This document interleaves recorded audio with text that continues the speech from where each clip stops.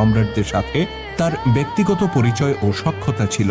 নাজ্জাশীর সাথেও তার সম্পর্ক ছিল বেশ অন্তরঙ্গ।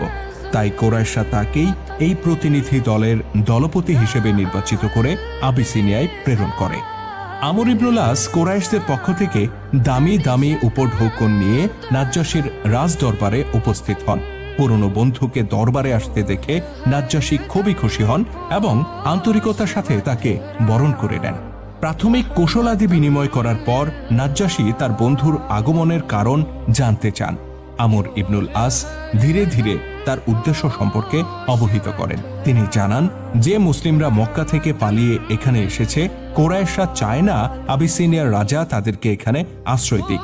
এই পলাতক ব্যক্তিরা নিজেদের গোত্রের সাথে এবং পূর্বপুরুষদের সাথে বিশ্বাসঘাতকতা করেছে বলে মন্তব্য করেন আমর ইবনুল আস। তিনি বলেন, আমাদের গোত্রের নেতৃবৃন্দ আপনাকে অনুরোধ করেছেন এই অপরাধীদেরকে আমাদের ভূমিতে ফেরত পাঠাতে, যেন আমরা তাদেরকে শাস্তি দিতে পারি। আমর ইবনুল আসের আগমনের কারণ জানার পর নাজ্জাশীর খুশি খুশি মুখটি বেশ গম্ভীর হয়ে যায়। তিনি বলেন, না আমর, আমি তাদেরকে আশ্রয় দিয়েছি।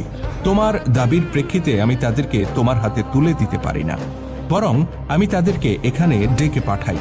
তোমরা উভয়েই নিজেদের বক্তব্য পেশ করো। যদি প্রমাণিত হয় তারা অপরাধী, তাহলে অবশ্যই আমি তাদেরকে মক্কায় ফেরত পাঠাবো। কিন্তু যদি তাদেরকে অপরাধী প্রমাণ করতে না পারো, তাহলে আমি কিছুতেই তাদেরকে তোমার হাতে তুলে দিতে পারি না।